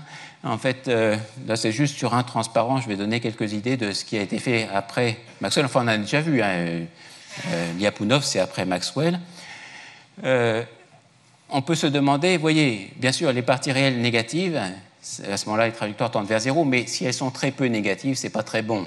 Donc, on s'attend effectivement à ce qu'il faille que les parties réelles, ça soit plutôt, plus on les met négatives, et mieux ça va, les parties réelles des racines, plus on les met négatives, mieux ça va marcher. Et on peut se demander où est-ce qu'on peut les mettre exactement.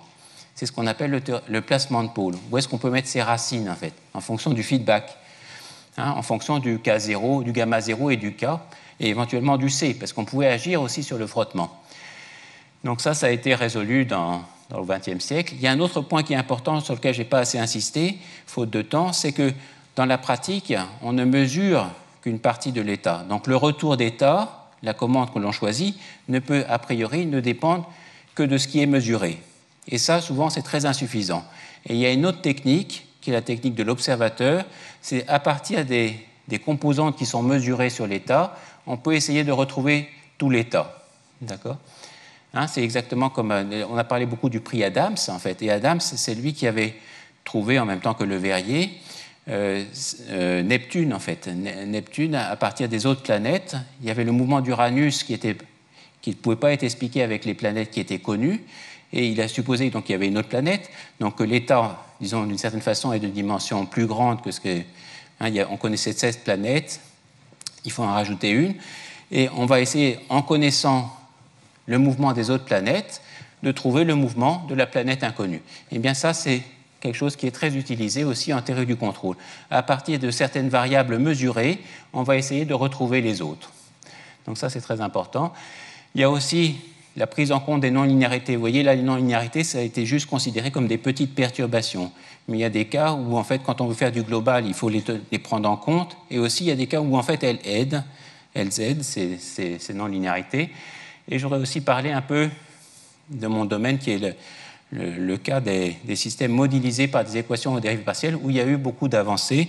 Et je voudrais présenter en fait juste peut-être un petit exemple où il y a un système qui est modélisé par une équation aux dérivées partielles et on essaye de stabiliser un point d'équilibre. Donc c'est une rivière qui s'appelle la Sambre en Belgique. Elle passe aussi en France, mais on n'a pas réussi à convaincre les Français d'utiliser notre feedback pour l'instant. Mais les Belges, eux, ont été preneurs. Donc, on voit une vue de dessus, en fait, et les contrôles se passent au niveau des portes. Vous voyez, il y a 8 portes, en fait, 8, 7, 6, etc. Et c'est au niveau des portes, on va montrer quelques portes, qu'il y a le contrôle. On ouvre plus ou moins les portes. D'accord ? On peut l'ouvrir par en dessous ou par au-dessus d'ailleurs en fait. On peut basculer, là vous voyez il y a une porte en réparation et ce qu'on appelle les lèvres, et on peut basculer plus ou moins ces lèvres. Et on essaye, le jeu c'est d'essayer de réguler le canal, enfin la rivière plutôt d'ailleurs, à une certaine hauteur d'eau et un certain débit. Et là je vais vous montrer une petite simulation où devant on va voir le cas où finalement ça correspondrait au cas où il n'y a pas de feedback. Il n'y a pas de feedback. Mais là, l'équilibre est stable, mais on trouve que la convergence est insuffisante. On voudrait avoir une convergence plus rapide. Et dans le fond, on utilise un feedback.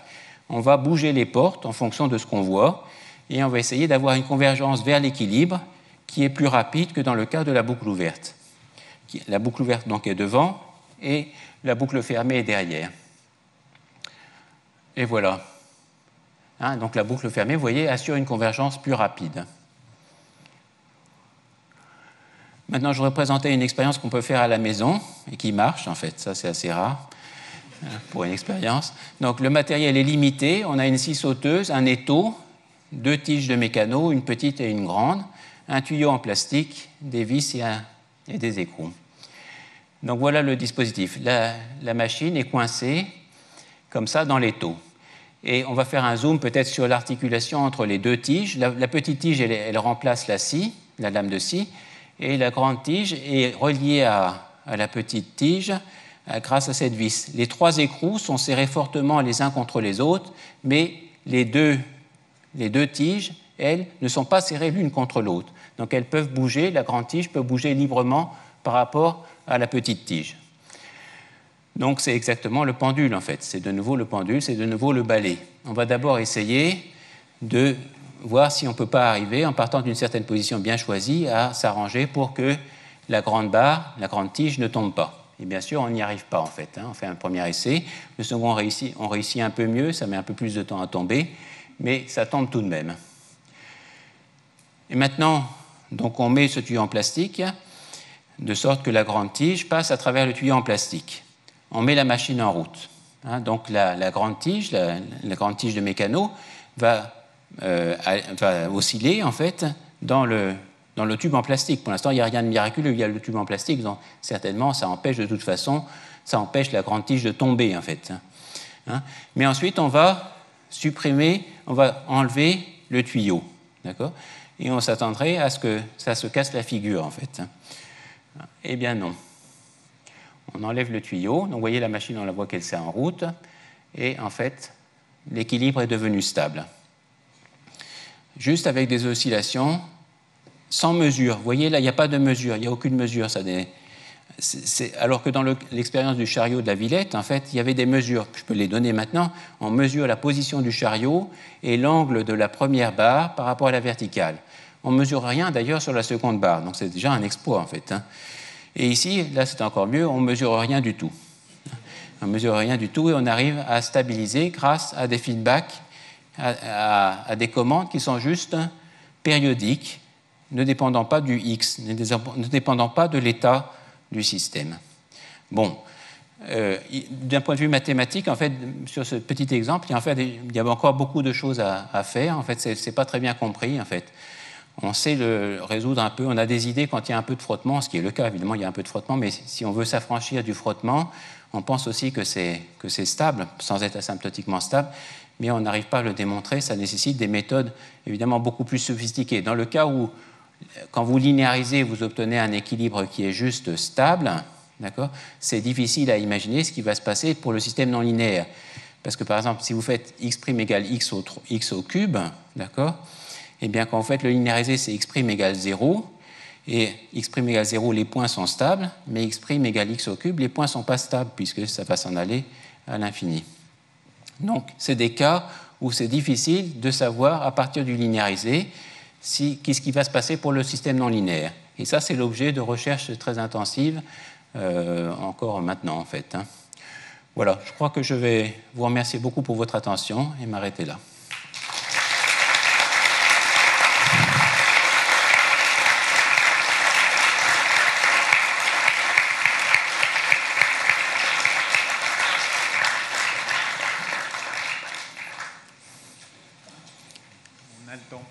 Quelques questions.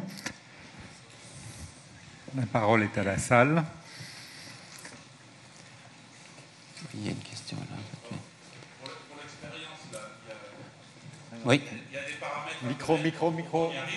Oui. En fait, sur cette machine, c'est une Black & Decker. Il y a 6 vitesses, en fait. Si on met sur les vitesses 1, 2, 3, 4, 5, ça ne marche pas. C'est seulement à la 6e que ça marche.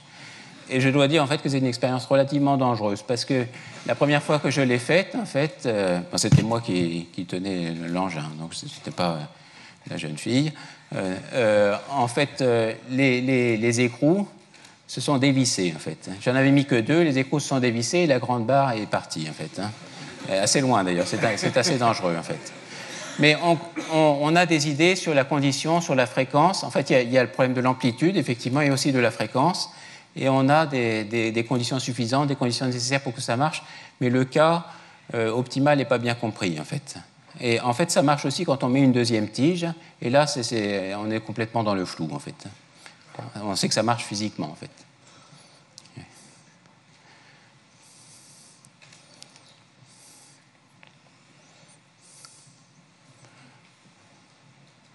Donc, dans ce domaine-là de de la théorie du contrôle dont tu as parlé tout à fait à la fin. Quels sont, à part les équations différentielles, quels sont les outils mathématiques qui interviennent? En fait, pas en détail dans le... Oui, en fait, c'est assez... c'est très varié. C'est-à-dire qu'il y a des... Ça dépend de la nature de la personne en fait, qui travaille sur le sujet. En fait. Il y en a qui préfèrent l'algèbre, ils utilisent l'algèbre, ils trouvent des choses fantastiques. Il y en a qui préfèrent la géométrie, ils trouvent aussi des choses fantastiques. Il n'y en a pas la division algèbre, géométrie, analyse. On trouve vraiment les trois outils fondamentaux, enfin les trois classifications, l'algèbre, l'analyse et la géométrie, qui sont vraiment utilisées de façon tout à fait pertinente dans ce domaine-là, en fait. Même la géométrie algébrique, en fait, par moment, en fait. Mais même parfois la théorie des nombres, en fait, il paraît que c'est encore au-dessus de la géométrie algébrique. Sinon, excusez-moi, au niveau des pôles, est-ce que c'est les mêmes pôles que ceux qu'on retrouve dans le domaine de la place quand on fait de l'automatique? Pardon? Les pôles que vous avez présentés là, au niveau en critères de stabilité, oui. Est-ce que ce sont les mêmes pôles que ceux qu'on retrouve dans le domaine de la place en automatique? Ah oui, c'est tout à fait. Enfin, c'est très lié, effectivement. Moi, je n'ai pas voulu parler. Ça, c'est un outil qui a été développé, effectivement, à la fin au début du XXe, en fait. La place où faire du Fourier. Ça a donné des résultats très, très utiles, effectivement, en théorie du contrôle. Je n'ai pas voulu parler de cette approche-là, c'est un choix que j'ai fait, mais c'est tout à fait une approche pertinente, en fait, qui a obtenu des résultats spectaculaires en électronique en particulier, en fait. Merci. Bonjour. Oui, pourriez-vous nous donner une idée intuitive, si c'est possible, de pourquoi on obtient tel degré ou tel degré sur le polynôme caractéristique? Ah oui, ça c'est tout simplement le nombre d'équations. Si on a un système linéaire, x'1 égale blabla, x'2 égale blabla, si on a, enfin jusqu'à x', le polynôme, la taille du polynôme, c'est effectivement le nombre d'équations. Et ensuite, donc vous en aviez 3 pour oui, dans le cas de Watt, j'en avais 3, et donc ça a donné... Vous avez dit 4 dans le cas des anneaux de Saturne? Oui, les anneaux de Saturne, effectivement, parce que c'est un système dynamique de dimension 4. Il y a des régulateurs qui sont étudiés dans l'article de Maxwell où il y en a de degré 5, où il y a 5 équations. Et en fait, il y a des systèmes réels, enfin avec des applications réelles, où le n est encore beaucoup plus grand, en fait. Mais c'est exactement le nombre d'équations. C'est le nombre d'équations. Et d'un point de vue physique, ça correspond au nombre de petits mécanismes ou de trucs intermédiaires qu'on met en balance ou quelque chose comme ça? Pas tout à fait forcément. Enfin, le nombre de... Enfin, ça, c'est une question qui est très... Malheureusement, je n'ai pas eu le temps trop d'en parler. En fait, le problème de ce régulateur de Maxwell, c'est qu'on ne voit plus trop... Maintenant, on distingue bien. Il y a des capteurs qui mesurent et il y a des actionneurs qui commandent. En fait, dans le cas du régulateur de Watt, c'est un peu mélangé. Parce qu'il faut voir qu'est-ce qu'on mesure dans ce cas-là? En fait, c'est la position du manchon rouge. Mais ça, a priori, c'est quelque chose qui n'existe pas en l'absence du régulateur. Si vous considérez votre machine, ce manchon rouge, là, il existe uniquement parce qu'il y a le régulateur. Donc là, en fait, ce qu'on mesure, c'est quelque chose qui est lié au régulateur qu'on a installé. Maintenant, on ne fait plus du tout comme ça. Vous voyez, dans le cas du chariot, on distingue le chariot avec le double pendule qui est au-dessus de lui. On fait des mesures. On mesure la position du chariot, on mesure l'angle de la première barre par rapport à la verticale. Et avec ça, avec ces informations-là, on va commander des actionneurs qui vont commander la machine. Maintenant, la taille du système, vous voyez, par exemple, le double pendule inversé. En fait, pour compter le nombre d'équations, c'est assez simple. En fait, le chariot, on a la position et sa vitesse, ça fait 2. La barre, la première barre, on a l'angle avec la verticale et sa vitesse, ça fait encore 2. Et la deuxième barre, c'est pareil, ça fait encore 2, ça fait donc 6. On a un système de dimension 6, le polynôme va être de degré 6, et on ne commande que par une seule variable. Effectivement, plus l'écart entre le nombre de variables et le nombre de commandes est grand, évidemment, plus c'est difficile. Là, en fait, effectivement, l'écart commence déjà à être significatif, puisqu'on a un système de dimension 6, donc un polynôme caractéristique de degré 6, et on n'a qu'une seule commande. Donc c'est un cas déjà assez difficile, en fait. Et je veux dire, l'être humain n'y arriverait pas, en fait.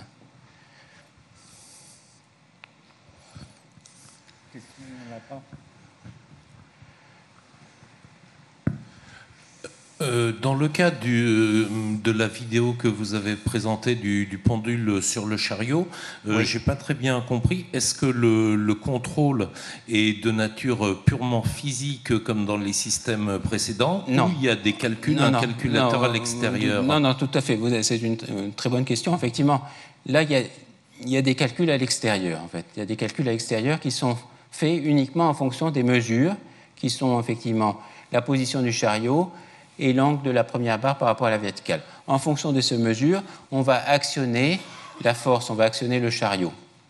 Et c'est une très bonne question parce que maintenant on dispose des calculateurs, donc effectivement la problématique a pas mal évolué par rapport au régulateur de Watt. Mais il y a un domaine, la mécanique quantique, où on ne peut pas faire de calculateur, parce que les phénomènes sont beaucoup trop rapides. Et on est à la recherche, en fait, pour les systèmes quantiques, de ces régulateurs de Watt, qui sont juste des choses physiques où il n'y a pas de calcul, justement.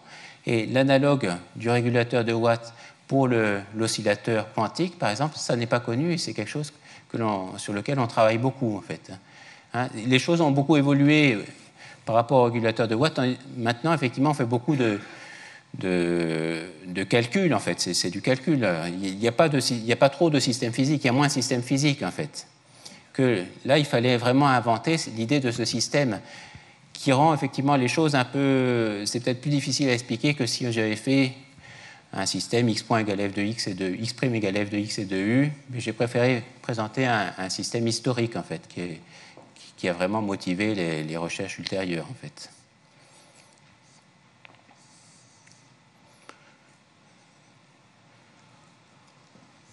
Tu as fait tout à l'heure une espèce de plaidoyer pour l'unité des mathématiques, enfin une illustration plutôt qu'un plaidoyer, disons voilà, il y a une vraie unité. Est-ce que justement dans ce domaine, est-ce qu'on peut considérer en quelque sorte que les travaux en mathématiques fondamentales sont toutes prêtes et que le mathématicien appliqué va s'en servir parce que voilà, c'est prêt, ou est-ce qu'il y a une boucle de rétroaction plus compliquée? Moi, je crois qu'en fait, ça va dans les deux sens, c'est-à-dire qu'on peut se servir déjà de l'existant, en fait, l'existant en mathématiques pour essayer de l'appliquer à la théorie du contrôle, mais ça peut aller dans l'autre sens, un peu comme on a vu dans l'exposé, c'est-à-dire que c'est en fait le Maxwell donc, qui s'est demandé ensuite à quelles conditions un polynôme de degré n a toutes ses racines à partie réelle négative. Donc un problème qui... Ah oui, j'aurais dû dire en fait d'ailleurs que là c'est pas un bon exemple parce qu'il s'est avéré, c'était marqué sur un des transparents, qu'en fait ce problème avait déjà été résolu avant par Charles Hermite. Mais ça avait été perdu en fait. Hein, c'est des choses qui arrivaient à cette époque-là. Parce qu'il n'y a pas le web, tout ça en fait. Hein. Maintenant je pense que ça va mieux de ce côté. Mais il y a beaucoup de cas en fait où on ne connaît pas assez de mathématiques pour traiter les problèmes qui sont posés par les systèmes de contrôle. Mais il y a aussi des gros problèmes, à mon avis, là où il y a aussi beaucoup à faire, c'est du côté modélisation. Il y a beaucoup de systèmes où on ne peut pas vraiment appliquer ces techniques de théorie du contrôle parce qu'on ne connaît pas vraiment le système, en fait. On ne l'a pas mis en équation. C'est des problèmes aspect modélisation. Je pense que si on faisait des progrès, par exemple, en économie, en fait, peut-être que... sur la modélisation, peut-être que visiblement on n'est pas dans une situation optimale en fait avec tout ce chômage. Et si on avait des modèles qui étaient plus performants, je pense qu'on avait pour ce cas-là les outils. On aurait pour ce cas-là les outils en fait pour faire mieux que ce qu'on fait actuellement, qui est assez pitoyable.